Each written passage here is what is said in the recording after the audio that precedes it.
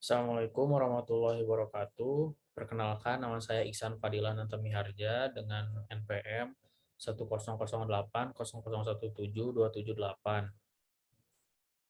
Saya dari Fakultas Ilmu Komunikasi, jurusan Public Relation. Di sini saya akan mempresentasikan penelitian saya dengan judul Komunikasi Interpersonal Orang Tua dalam Meningkatkan Motivasi Belajar Anak Saat Pembelajaran Online. Pendahuluan. Yang pertama, dalam rangka mengurangi penyebaran virus COVID-19, pemerintah Indonesia meminta agar semua peserta didik maupun mahasiswa melaksanakan kegiatan pembelajaran dari rumah. Lalu poin yang kedua, peranan orang tua untuk terlibat dalam setiap proses pembelajaran daring sangat dibutuhkan. Dikarenakan orang tua secara tidak langsung harus menjadi orang tua sekaligus guru bagi anaknya ketika di rumah, minimal dalam bentuk monitoring saat anaknya melakukan pembelajaran serta memberikan masukan, saran, serta solusi ketika sang anak mengalami kesulitan saat pembelajaran daring agar motivasi anak tetap terjaga.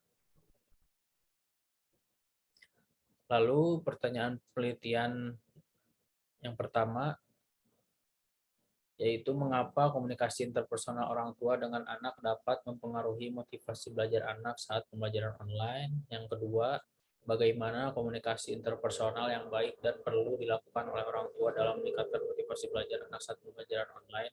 Dan yang ketiga, bagaimana kendala yang dirasakan orang tua ketika melakukan komunikasi interpersonal dalam meningkatkan motivasi belajar terhadap anak saat pembelajaran online.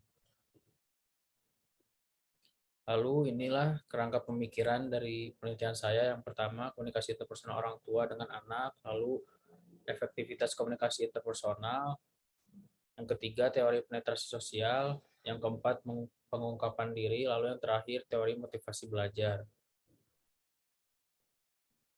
Metode penelitian yang saya teliti yaitu penelitian kualitatif di SDN Panggilingan 2 Kabupaten Bandung dan melakukan observasi melalui wawancara dan studi pustaka.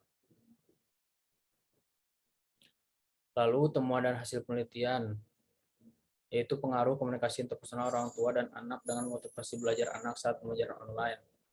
Yang kedua, tindakan orang tua yang dapat meningkatkan motivasi belajar anak saat pembelajaran online. Lalu yang terakhir, kendala yang dihadapi orang tua ketika melakukan komunikasi interpersonal dalam meningkatkan motivasi belajar anak saat online.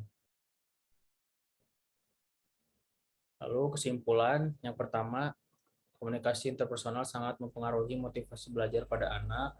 Yang kedua, komunikasi interpersonal yang baik dan perlu dilakukan oleh orang tua yaitu dengan bimbingan yang penuh dari orang tua.